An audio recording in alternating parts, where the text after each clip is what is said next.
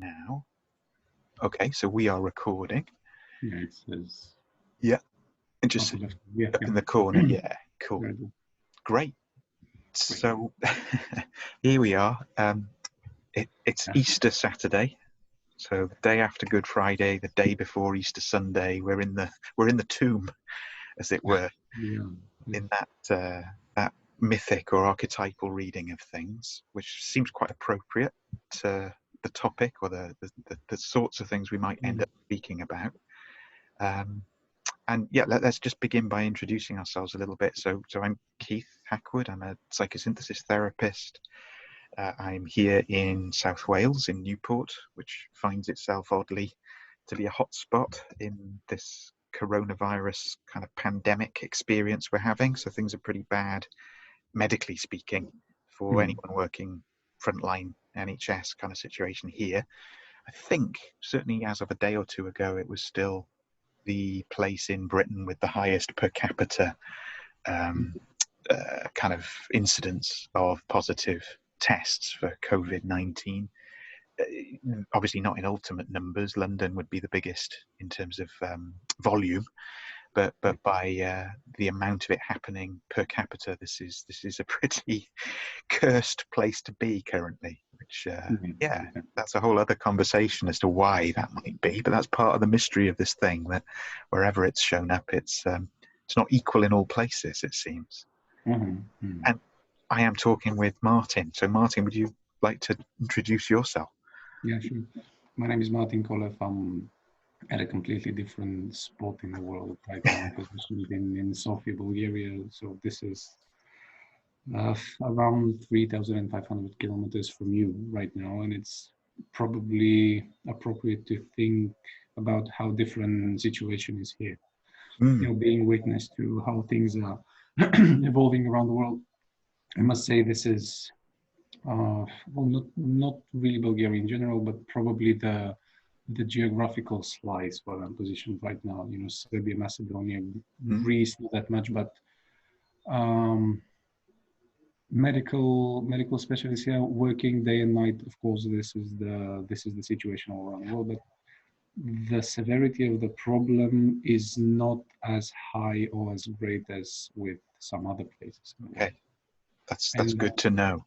Yeah, and it was really fascinating to witness that, because Bulgaria is considered, and Eastern Europe is considered sometimes, you know, from this position of things are moving slower, things are moving in a worse kind of scenario. And right now there's the widespread, let's say, pride. People are beating their chests, celebrating the way how the government or whatnot specialists managed to go way earlier than the pick, all of that. Yeah. So not sure how to make sense of that, but completely different scenario. You know, still people managing their anxieties and fears, and probably many other things connected to that. Yeah. Well, and that reminds me that you've been doing some research tracking people's perceptions in particular, and the kind of social organism level of how this is, the experience of going from so-called regular life, whatever that was, if we can remember that far back, to the new reality of life in variations of lockdown. And yeah, I just wondered, because it's been a couple of weeks since we checked in about that, how's that going? So if I just say something for people who are listening to kind of get a sense of it. So very early in the process, you when the lockdown happened, built a research tool, let's say, with questionnaire-based things, and people in there, many hundreds, thousands even, started filling it in and providing you with data that's I'm sure continued and refined over time. So yeah, what I'm putting you on the spot, but in a nutshell kind of way, what would be some of the things that jump out at you from what you found so far from observing that? Well, one of the fascinating things about that, which I have noticed probably 2 or 3 weeks afterwards, after really building that up, finishing, and then that putting that online, there's all sorts of platforms that I managed to find. The process is very simple. You construct it and you send a link to anyone interested. Click and then they fill the results. This is sent to you, and then you have to export the data and do statistical analysis. So this is on the surface, but there's a background process which I was really curious to wait out and see when anxiety diminishes. How am I to see what's going on? And the first thing that came to mind 2 or 3 weeks afterwards was that I managed to build the tool, let's say, with 2 of my colleagues that I'm working here in a matter of 2 days and a half. And on the 3rd day mark, this was out. Yeah. And right now there's all sorts of researches. It's flooded with research around everything that you can think of almost. Yes. For example, I saw research on how people are picking up their bottled water in terms of appearance or the label, or is it mentioning safety precautions around COVID-19 and stuff like that. Okay. So there's everything, and I was fascinated to notice that I've reacted with my colleagues very, very fast. This was 2-3 days. Yeah, I don't know of anything faster. I mean, I don't have kind of global kind of eyes on everything that's happened, but I don't know of anything at that level of research and detail that happened quicker than what you launched. I think I would have to say that that's one of the quick off the blocks kind of like Usain Bolt, kind of just off the start line very, very rapidly to get that going. So you probably captured some of a snapshot that others that took a week or more, just because things were changing so rapidly and people's inner life and perceptions were changing so rapidly. Type of conversations they were having, type of things they've been preoccupied with seem to change on a daily, if not hourly basis. As certainly in the British experience, if I think of people I've been working with and collating all of that in my mind, each week of the lockdown has a different signature or characteristic to it. The first week was full of a kind of nervous novelty, anxiety, come almost excitement, sort of cocktail of those things. The second week was more a sort of, we're into our stride a little bit. We've got something like a routine. We're doing this. The third week, it felt more like a kind of, how long can I keep doing this? The depression type energy, or the I'm not sure I've got it in me. And as we've just tipped into week 4 here, that the early signs I've noticed with people I'm working with and conversations I'm having is it's almost like, what's the point? What's the meaning of any of this? Why are we doing this? It's almost become existential. So that's, it's very anecdotal, but I wonder if the way you've been tracking responses and behaviors sort of reflects some of that. It sounds like it probably does. Yeah. First thing that's, in statistics, I believe this is called, I'm trying to find the word, but it's the mistake in one of those research tools that happens to be, and then, distorts reality in terms of statistical outcome data. Yes. But this involuntary drawback was my fear, really, because reacting that fast, I was trying to make sense of why did I react so fast back then. Interesting. And I was probably scared myself, but this was really like an imposter syndrome fear. I was seeing myself being very enthusiastic. I wanted to make sense of all of that. I wanted to help people, and I wanted to do whatever. And probably after a few days diminishing about that, certain thing that was revolving within me, I was seeing that I was acting like a lizard, seeing something and then just reflexes all very fast, very organized, just in terms of survival. Getting all limbic on us. Yeah. And I was really surprised to read my own research with my colleagues and to just say, well, that makes sense. I'm out of fear, really producing something that makes sense. Yeah. seeing it results and first analysis of results, I was reassuring myself that this really does make sense. It's not just a panic, because you were saying. And the first snapshot that I saw, because you mentioned depression, this was something that really hit me in the face right back then. I was fantasizing that people would be scared of the virus itself in terms of disease, the biological. So and this was the scariest thing. This is going to affect me. It'll potentially make me seriously ill or even kill me. That kind of that absolute survival fear. For the organism, the individual.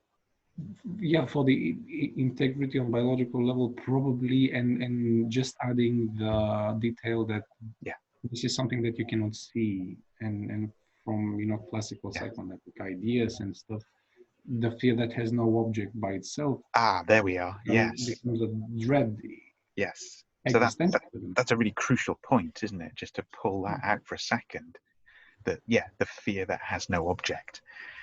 The invisible enemy, the insidious, infinitely tiny, and in this case as an RNA virus, technically not really alive, yet capable of killing a person.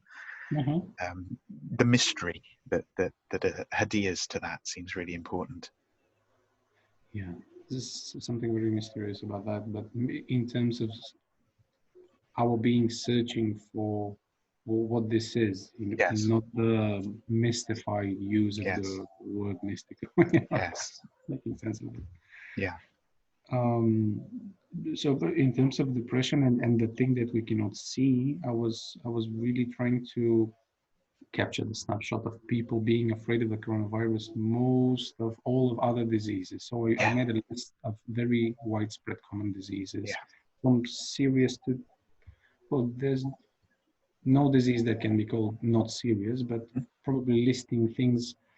Amongst them were skin conditions, there was diabetes, all types that I could track down, cancer and stroke, stuff like that.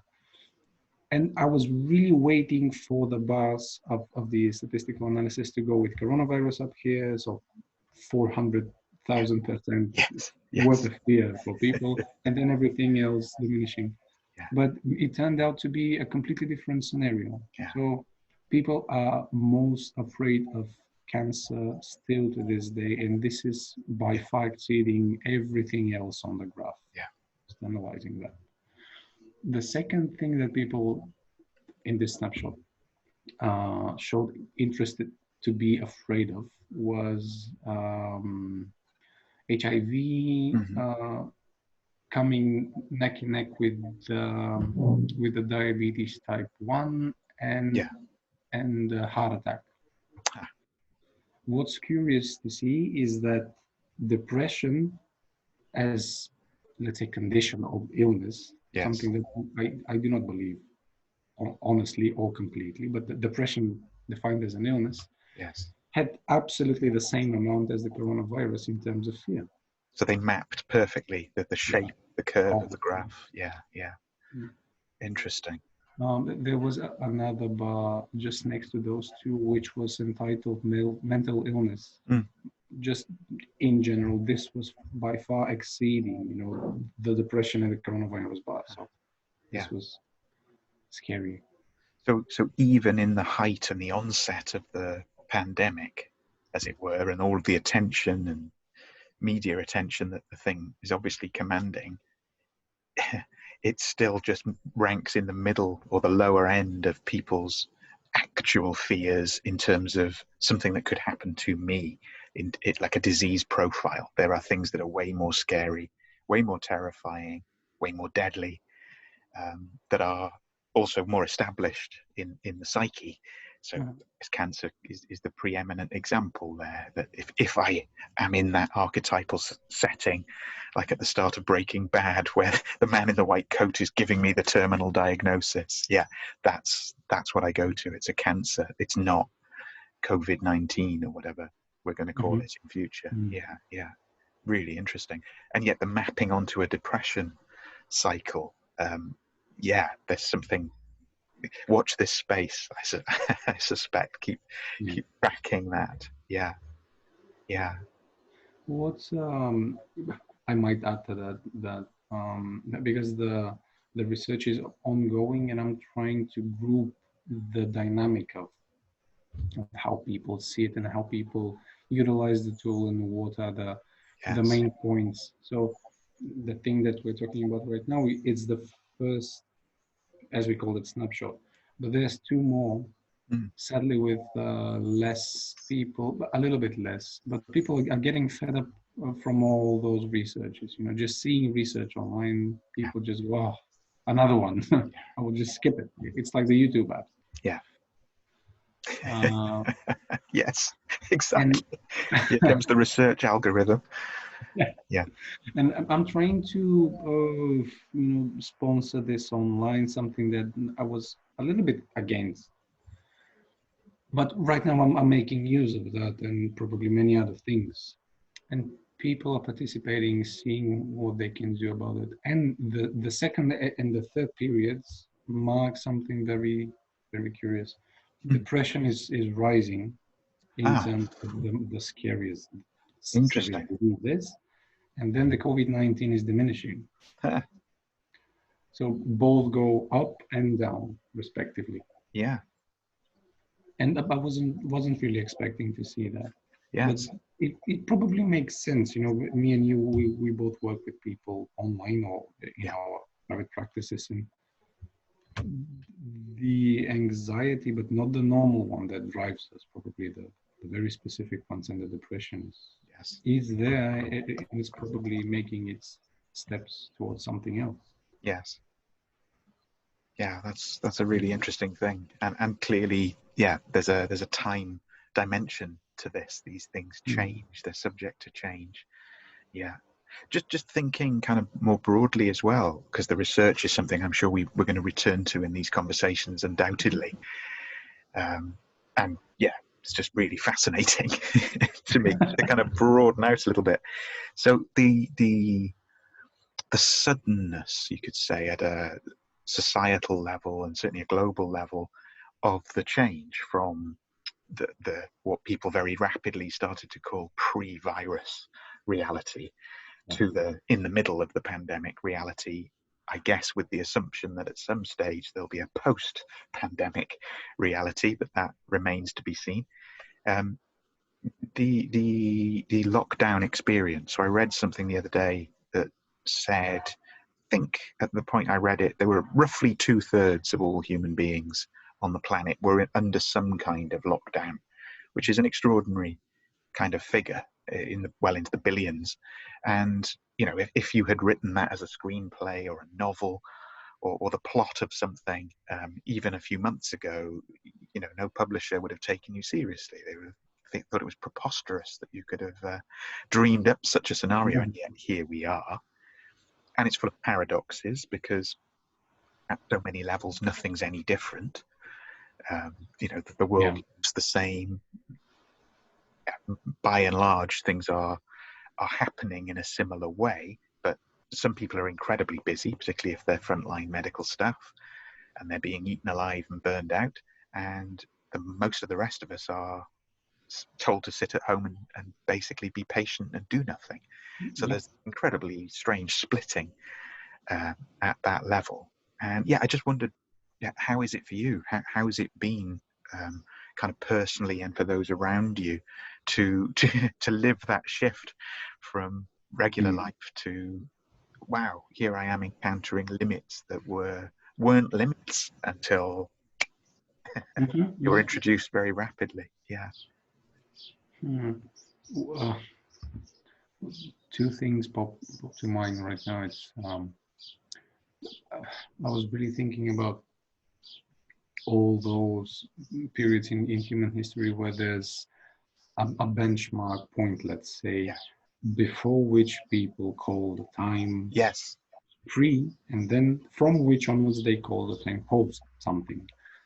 One of the screaming in my face examples, because I was raised in a Christian family, is Jesus Christ, his death, and how people approach that And it was so significant that it changed the concept of time itself. Yes. We still count backwards, the years Yeah. before he was crucified, and then onwards the years after he was crucified. Absolutely. And this is very fascinating to present to children, to say, from this point where some person that was very wise in time died, you will count backward. And I'm wondering if something like pre-corona, post-corona time will start to be counted down. Yeah. From this point onwards. Interesting. Yes. So this is one thing that I'm thinking. I presented that idea, just shared it with family and with several friends. They just said, crazy, that's not going to happen. And I was wondering, well, almost all of it, as you were saying, we were not even fantasizing that it will happen one day, but it is. Yeah, we're right in it. Yes. Well, and it's interesting that the name it's got, or the current kind of tag that's attached itself to it, COVID-19, the 19 obviously relating to 2019, partakes of that Christian timescale. That's why it's 19 and not some other number, because the prevailing time measuring, locating ourselves in space and time operating system we have is based on an understanding of the life of Jesus Christ. Even though we've changed it from AD, BC to Common Era and all of this, stripping the kind of the Christianity or the Christ out of it, it persists. And it's interesting again that here we are in the middle of the Easter weekend having this very conversation, and this breaks through. It's part of the reckoning of the thing. That you gave rise to another thought there as well, that inevitably when we engage around this topic, because it's simultaneously happening everywhere on the earth right now, it's almost inevitable we have to have a big picture view, or a global kind of view. And I think that's very important. But at the same time, see what you think about this. One of its effects in terms of actual lives, people's lives, seems to be that it's pulling on very, very local conditions. So we hear news and we engage with research, or we think about, the global picture, or the pandemic wave, or the arc, when's the corner being turned in Spain, or in New York, or in Wuhan, or whatever it might be. But actually our reality comes down to, I have to self-isolate. Who's going to bring me my groceries? Or who can I help in my building, or my family, or my street? So there's this, I don't know, it's really interesting effect. I don't know if it's a distorting effect exactly, but it seems like the both ends of the spectrum of polarities are in play, and the middle is largely missing, it seems to me. So we're preoccupied with the four walls we're inside, because that's where we've got to stay, or the immediate locale. And if we're reliant on very, very short supply chains, we're probably doing okay. If the farmer a mile away is supplying the shop across the road, we're okay. If we're wanting things flown in from Peru, we might be struggling right now.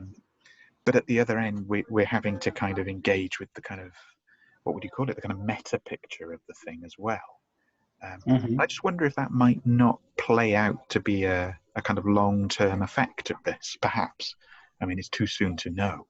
But whether a resurgence of localism, let's say, that might be a factor that people recognize, even instinctually underneath their conscious awareness, that there's a resilience or an anti-fragility in local systems and bonds and relationships, which, if you're relying on the World Health Organization, it's such a kind of long way abstracted above level that by the time it says anything or acts in any way, it's probably events have overtaken it, or it's diluted its message to the point of being almost irrelevant to local conditions. And I just wonder what the psyche is doing under those kind of pressure waves at this point for people. Well, my immediate thought was that splitting, as we mentioned earlier, that this is one of the things. Um, I'm trying to store something that I read at the beginning of all of this by. I really like this person, Slavoj Žižek. He's writing stuff, in a very eccentric manner, but he's trying to be he's trying to be Hegelian, as he's naming himself. And I'm trying to see how what you were saying. We have the A and the B, but we don't have the A plus B middle ground, the gray nuance between the black and the white poles. Yes. And he said something. Some interviewer asked him, how are you going to approach that with all the sanitizer and hand washing and everything, and people buying all the toilet paper? This is in the past. They are hopefully not doing that still, but back then, several weeks ago. Yeah, it feels like the ancient past, doesn't it? So this is in terms of time. So historic period, and he said, well, I will, not sure if he said that or someone else, wrote that, pretending to be him, but let's hope it's him. He said, I will act as a true Hegelian. I will buy a little bit of hand sanitizer. And I suppose this is a very good depiction of the middle ground of things that were missing, because back at the beginning, asking people, will you buy toilet paper? And there was those dumbasses that overcrowd the supermarkets. They're buying everything to the last roll. I'm not going there because I will participate in this madness, and I will be the stupid and everything. So black and white again. And my first answer is that the psyche is splitting just to be able to make sense, survive, or even preach the reality as it is right now. Yes. Yeah. Do tell me what you think, because I'm not having any specific well, no, and the question just sort of came as we're speaking, which is always, an interesting way, rather than pre-planned, just to have it spontaneously come out of conversation. But my thought went a different direction, and it was to do with the word splitting, and to do with, and I'm no virologist. I don't understand the processes particularly, other than in a very lay sense, but going back to the virus itself, which is the dominant unseen object, as we were saying earlier, of all of this. It's not really a prime mover. It's a kind of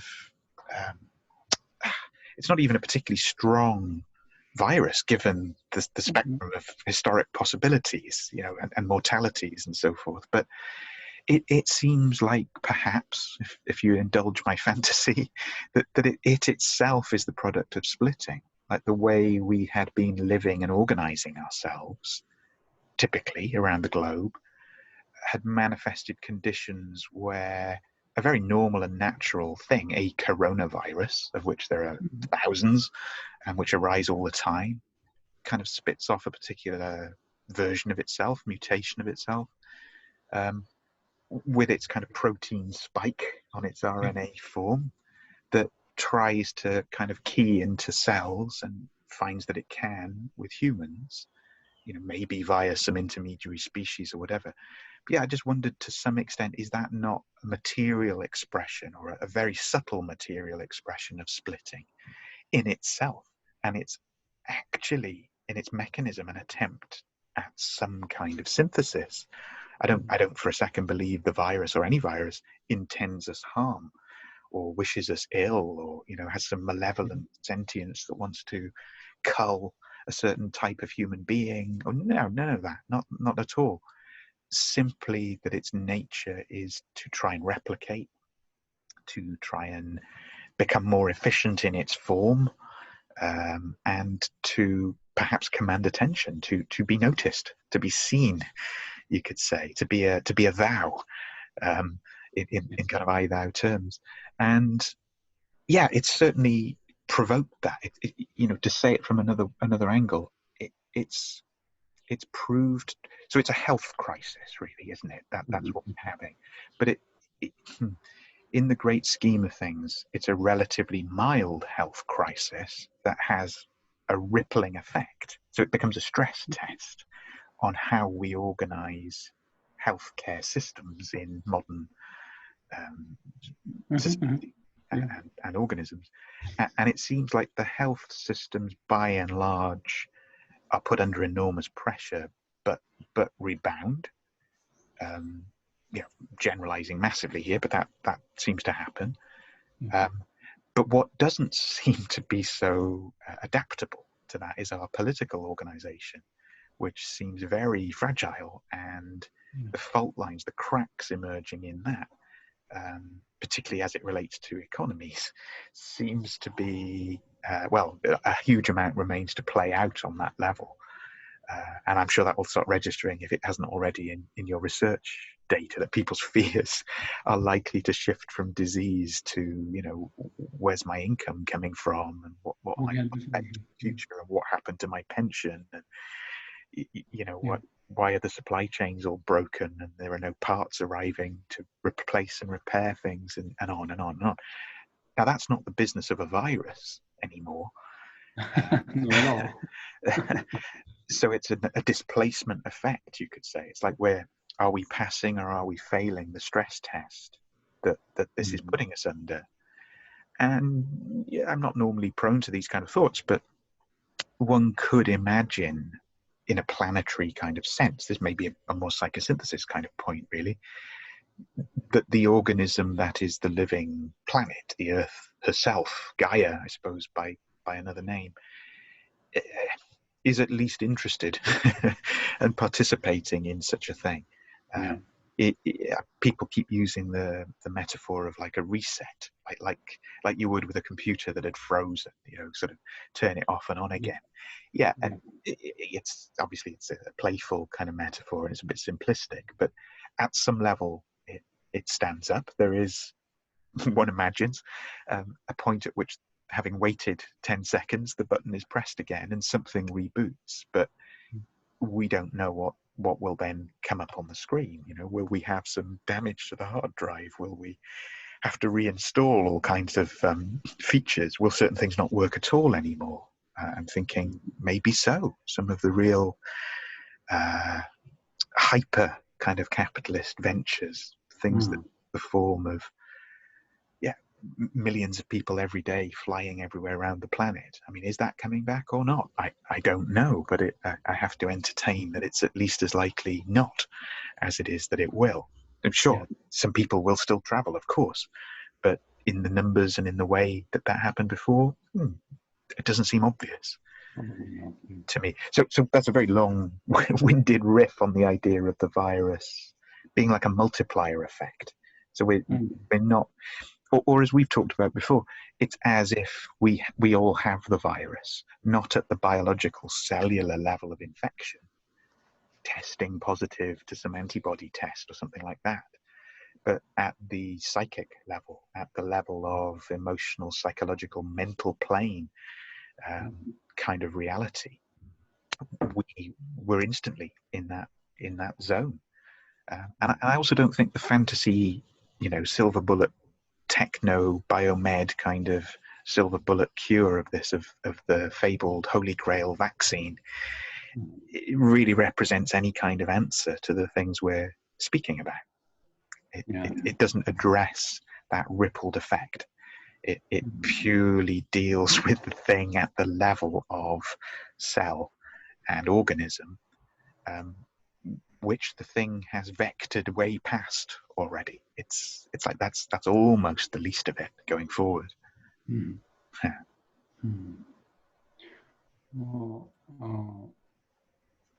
I was just remembered something connected to at least part of that. I was working with a client 2 weeks ago, and we were wondering, because he's really, really keen on psychology, he's studying that, and some people, therapists or practitioners, might say that psychological knowledge might be an interference to a proper therapy. Probably it is on some levels, but it was really curious to hear him really upon the idea: is the virus narcissistic? Is it his is it a schizoid particle? And just investing this tiny Yeah, organism with something very evolutionary and yeah. spiritually based, Kind of as a Kleinian virus. yeah, yeah. Well, the conclusion we came up with is that the virus is purely, but in a very healthy way, narcissistic, Mm, because it wants to reproduce, mm, it wants to go everywhere, it wants mm. to conquer everything and to Yes, see everything. And yeah, these are some of the qualities of God, yes, omniscient and omnipotent, probably. yes, And yeah, then there's the human being, uh, ape in some yeah, instances, yeah. like, that's trying to defeat it. Yes. And from a very artistic, poetical Yeah. um, point of view, this might probably be Saint George killing the dragon, Yeah. Yeah. or No, at very, least very good one image. of the Yeah. two. Yeah. Um, when I was little, when I was looking at depictions of that action and how people imagined and how uh, they were trying to tell a story through a picture. But when I was little, I wasn't really able to continue the story either forwards or just to see where it came from. And Yeah. it looked like the horse of St. George, and he's on top of it with a very, very long spike. Yeah. With the lance. Yes. Yeah, and the dragon is uh, all over the place. In one of those images that Yeah. I remember properly, it's around the legs of the horse. Yeah. It's around one of the leg of Saint George. It's around the lance. It's climbing upwards, and the the edge of the lance is almost touching his tongue. So the dragon is open its mouth, and it's barely touching, but not really. Yes. And I do think this is a proper depiction, at least in my mind, and Yes. at least on a certain level, about the situation right now. Yeah. That's a brilliant image. Fantastic. Relatable image with so many layers and kind of laminations to it. Mm. Yeah. And I think it does seem to throw into the focus the sense at which our instinct as modern humans, technologically driven in many ways, is to attempt to defeat. I mean, even the language that's used, the kind of master metaphors of the moment for this Mm. whole experience with the virus are, you know, one can understand why to an extent, but they're very flawed at the same time. They're all Yeah. war and battle um, kind of metaphors. You know, the struggle, the battle, the fight. Um, Yeah. Nurses and doctors being equated with heroic frontline troops in the midst of a battle. And one can see at the microcosm level that there is a parallel there. But equally, it's we're back to our unseen enemy, aren't we? To our yeah, the thing isn't an enemy at all. It's a part of us. It is a co-evolutionary factor, you could say, in our human experience. We do co-evolve with pathogens and viruses, and we Mhm. do kind of, in a sense, they one could say they underwrite our health. They are like the insurance underwriter that guarantees our not becoming fat and lazy and complacent in the game of being a thing, being at all. They're sort of existential reckonings, but they're not ill-intentioned. They don't mean our doom in that way. And then the And image of St. George and the dragon, which I think, as far as I remember it, appears in many cultures, variants of it, not always quite the same way, but there's the dragon slayer, you could say, hero. By definition, a hero is already problematic, because as soon as you are telling hero stories as a culture, you have already been traumatized. That's why you need a hero in the first place. And that's an interesting. There's an interesting kind of folding back, like a sort of geological fault where the oldest rocks end up on the top rather than the bottom here. Because one of the ways, certainly in the UK, that we're projecting hero as a culture at the moment is onto groups of people. So it's nurses, doctors, frontline healthcare workers, as a class of being rather than as individuals, which is quite different than the St. George image. That there's a collective element to it, and I don't think this is necessarily the whole story or even a healthy expression of it, but that is a little bit like pre-traumatized cultures and civilizations, that they don't need hero because that society itself is the hero. Or a little bit when we spoke some weeks ago and we were talking about your grandmother's experience and all the different epidemics and diseases and things she'd lived through over her very long life, and how this is just one more tide mark on the beach, really. That the village survives, and whether this individual survives is not so important, actually. It's the entity of which we partake, that we belong to.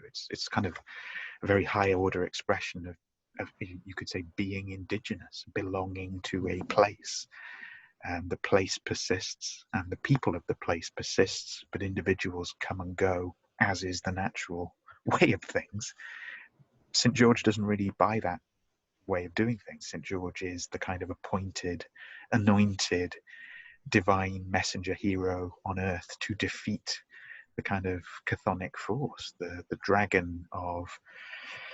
Well, dragons themselves are fascinating, aren't they? They're all powerful, deeply sentient, very, very long-lived. In the West, they're often kind of characterized by malevolence and hoarding, and they hoard things they have no use for. Gold, what's a dragon going to do with a mountain of gold? Young virgins, what's a dragon going to do with some weird interspecies thing going on there? Whereas in other understandings, they're earth energies. They're kind of, the fault lines, or the magma flowing through the earth, or the energizing spirits of the elemental realms that are not to be trifled with, but are certainly impersonal. They mean you no personal harm. They're simply bigger than you are, and are going to go the way they go, because that's their nature. So yeah, I think that's a really fascinating image. It's a lot like an injection as well, isn't it? The lance tip about to make contact with the vulnerable part of the dragon it's almost the vaccine inoculation kind of image par excellence there. Yeah.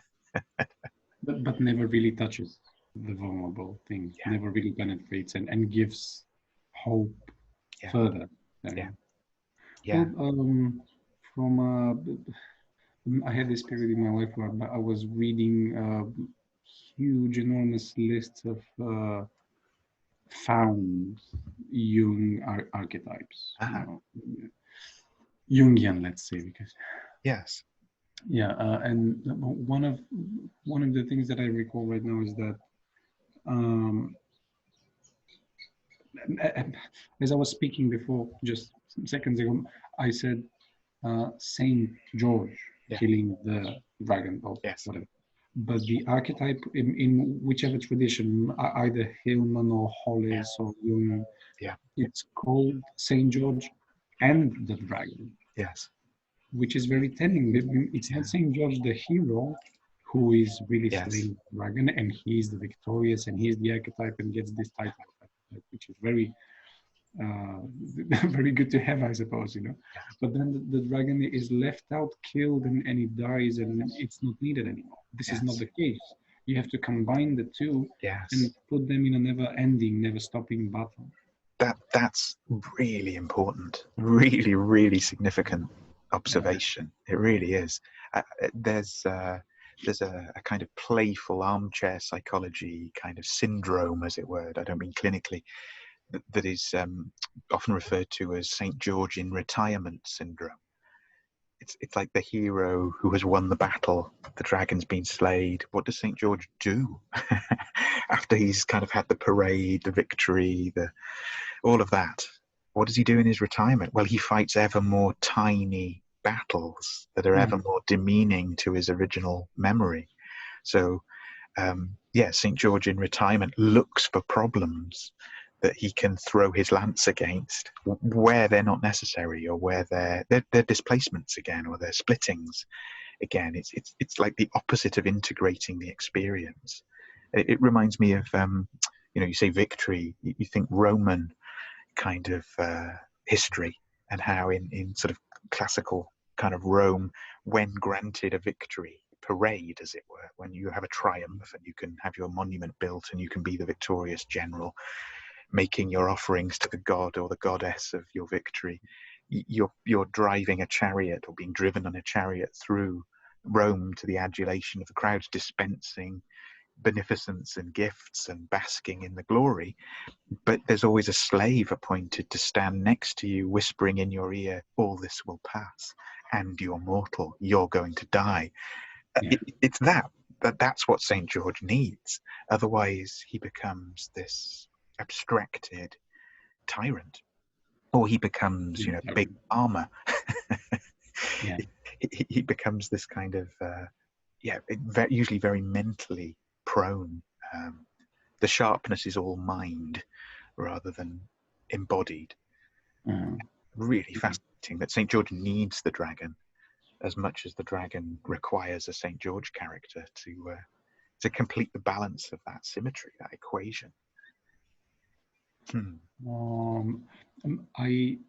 This is a very bold idea, but I do believe that if we extract the dragon from St. George, he will just be George. Yes. So, not saying by any stretch, or I'm not even beginning to imagine that, but there's this notion that if we extract the virus too fast from humanity, there will be a huge void with everything that you can think of terrifying things like a Pandora's box that we will not be able to close, really. We will just have to wait it out and it will close by itself probably, or I don't know. Yeah. That's very interesting. Yes. Well, just from a personal clinical experience, just from yesterday, we managed to do to contact governmental people that manage health care things, the same thing as with NHS in the UK. And they said, well, psychological workers and social workers can go to work live, one-on-one, but you cannot crowd. There cannot be any more than 2 people in one room, and sanitizing and masks and stuff. Because I'm working with a team of people, and I just mailed them all. We have breakthrough. We can go back to work. And the feedback was fascinating, because out of 14 people of this part of the team, just one woman said, I have several of my clients returning. All other are scared still. They won't go back to the therapy room where therapy is supposed to happen. And she was calm about that, because she's a systemic kind of thinker, and she's making sense of how systems connect. But there are colleagues that do not really rely on that kind of thinking, and when their client said, oh no, we're too scared to go back right now, we will wait it out until the last brim is just sorted out and it's completely relaxed. And people, well, but what I'm trying to say, the clinical work, the psychological work, or the therapeutic work really relies on the other person. Because either way, we will just be stuck in our consulting rooms alone and just reflect and meditate on our own. So we relate on the other person who is suffering from something, namely. At least that's the widespread idea about psychotherapy. And the same way St. George is a saint, the same way as the psychotherapist is a therapist, because it relies on something that's suffering. And just imagine how hated this virus is. We just hate it. And the poor little thing, if I was a kid and someone presented the idea to me, I would react with, why do you hate it so much? It's tiny, it's cute. Yeah. Well, and you sent me a link to what was it? It was an article which featured a little clip of a video of, I think, Australian scientists who'd sequenced the protein spike on the virus. and rendered it musically. Yeah. Because I think the thinking was that we can track mutations as human beings, variations much more easily musically than we can in data sets or visually. We notice disparities or changes very, very well with our ears. We can hold complexity and we can hear difference, which is fascinating. That's a whole other conversation for another time. And it rendered the current strain, let's say, of the virus as a musical piece. And of course, one of the very first things about it was that it was really beautiful. It was really elegant. It was almost like some sort of Baroque harpsichord kind of piece with rising and falling cadences. So yeah, you're right. There is another way of entertaining and approaching and being with this. Yeah, which has a validity. It seems to me. Just I know we're kind of approaching the kind of hour mark that we said we would do, but just to introduce one further layer, because this is obviously ongoing and there's huge amounts more that we're obviously not talking about more things than we are talking about. Yeah, but one that was in my head, and I know it's going to be something that you will have thought about and be kind of working with in all sorts of ways as well, and that's to do with the effect on children of this experience.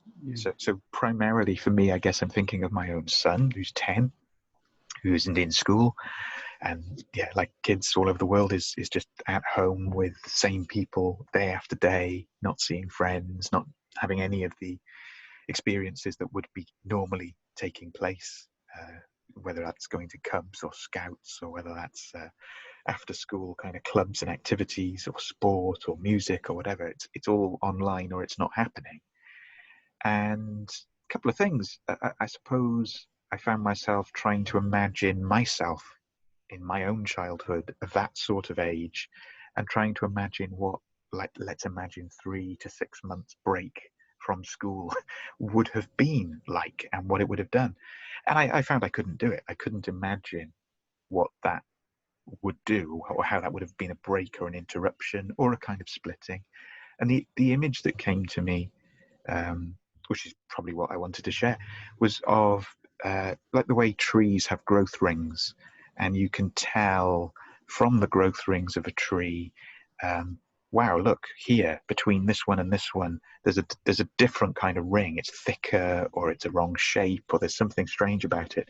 And usually it will correlate with like a drought, or a particularly hard winter, or even sometimes a really severe storm that put stresses upon the organism, that it counted in a certain way, but it leaves this mark within the developmental sequence, the kind of record of the thing.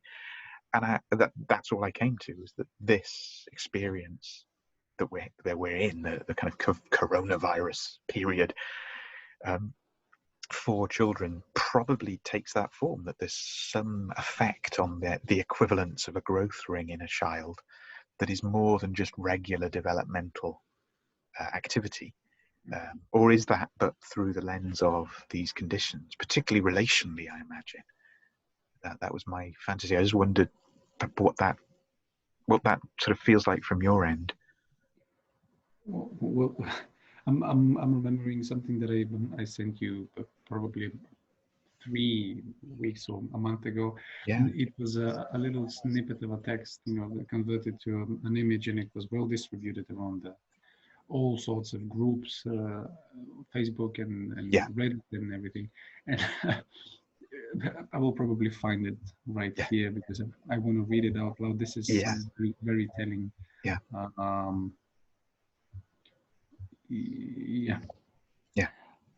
Quote, anyone else feel like life is being written by a fourth grader right now? And then there was this virus and everyone was scared, and then the world ran out of toilet paper. Yeah, and then there was no school for like a month, and then it snowed. Yeah. So, I suppose jokingly approaching that, it's fine, but I found a quote by Ludwig Wittgenstein, the famous, linguistically oriented philosopher, and he said you can write a full-blown, very well-prepared and structured philosophy entirely of jokes. Yeah. So there's something about jokes that really tells further the story that we can tell seriously, probably. Very One doesn't significant. exclude the other. But this specific joke is something around the joy that a child might approach the situation with. I don't have any contact with the children I was working with, except for texting them, because contemporary children really like that, and teenagers. Yes. And I can see myself not really trusting their joy around how they approach things, because I'm asking all the serious questions. How are you? How are you coping? Is it well at home? Yeah. And these are two adult questions. Yes.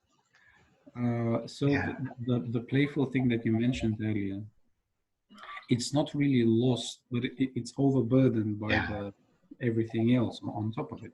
Yeah. So I'm not giving any specific answer, but really reflecting on how things are connecting with one another. And I'm not able to distinguish between my own split here. Are children really suffering from the thing, or they are not really suffering, and this is my own suffering being projected there or being recognized with them? Again, another deeply important point. Is the suffering in this instance located in the other, or is it actually my own being bounced back at me like sonar or something by the presence or the absence of the presence of the other in this regard? I mean, thinking of my own situation with my son, he's mostly just enjoying this particular shape of time. He'll have certain situations where he misses school or misses, the regular structures that were there, because they give a certain sense of security and meaning. But really, it comes to like the other day, was it yesterday even? He just said, "Dad, it's really hot. Can we go swimming?" No, we can't go swimming. And it was very fleeting, but his response was, "Stupid virus." There's another thing it's thwarted that I wanted to do, and now I'll have to go and do something else that isn't swim. And I find myself obviously in the adult position wincing, because I realized would be great to go swimming, but also to try and say, and when this is over, we're definitely going swimming.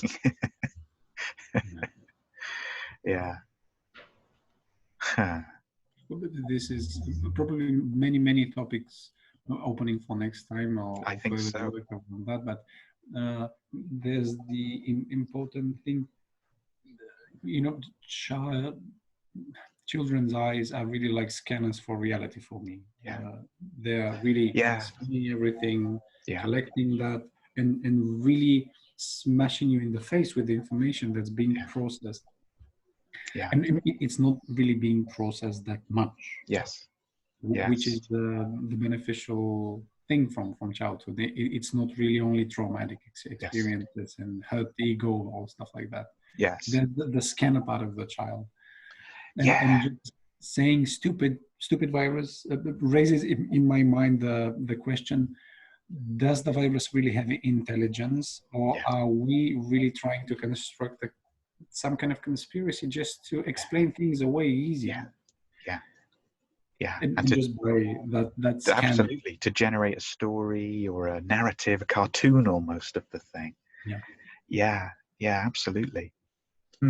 You're right that this gives rise to many directions of inquiry, and if you're up for it, let's keep doing this, keep inquiring, keep the conversation alive, and keep the opportunity within this particular situation at a subtle level. I mean, there's a whole continent of possibilities of wondering about the meaning of these experiences, psychologically, spiritually, getting into certain sort of psychosynthesis dynamics around this as well, in terms of it's certainly flagging up our go-to crisis subpersonalities, or their absence for some of us. and also the patterns of our identifications, the moments where we find ourselves disidentifying, the kind of eruptions as well of nature. So you mentioned children there being like scanners for reality. It's a great way of saying it. It reminds me of something Stephen Jenkinson says somewhere about children and old people being like sentinel species. It, like, whatever's happening happens first to them. They're, for different reasons, they're more exposed, or you could say more vulnerable, but it's more than that. They're more attuned, more sensitized, more present to the mystery, you could say, of things. So yeah, that's another area that might be worth us exploring. Yeah, definitely. And to end on another note, the beauty of things. So I mentioned the music of the virus, to call it that. I think I shared this with you before, but people are sort of noticing the phenomenon because there's less traffic noise and so forth. But it's spring, clearly, in most parts of the world where this is happening, certainly in the Northern Hemisphere, and the bird song has become astonishing. And at some level, it always was astonishing, and it was always there, but we didn't habitually notice it because it was screened out or masked by our own noise and busyness. But I think it's more than that as well. I think there's my personal understanding of it from my conversations with birds in this area and in the garden. They certainly know something's going on, and it's like they've stepped forward more. Yeah.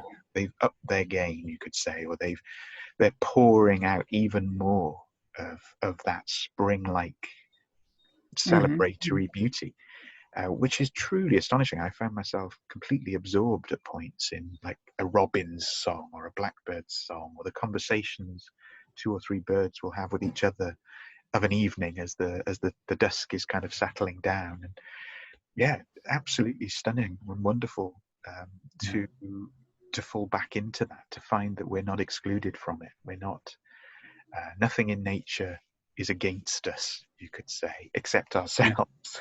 Except ourselves. The real misanthropes are the human beings, nothing else in nature. As you said, this is not coronavirus business at all. Yeah, agreed. Anything you'd like to finish up with? Anything you want to put out there as we wrap up? So, for example, if anyone wanted to be in touch with either of us, is there a way they could do that? Should they come through me, or what would? That's just occurring to me in the moment, really. But it's not impossible that someone happening upon this talk might have a question or a comment. Yeah, well, I'm not really sure how to go with that, but probably with posting this somewhere online, there will be variations to different platforms for people to contact. Yeah, we'll do it that way. Contacts somewhere. Yeah, we'll do it that way. That's fine. Yeah. Wonderful. Yeah. Good. So on that note, I'm going to switch off our recording. Yeah. Thanks, Martin. Thank you, Keith.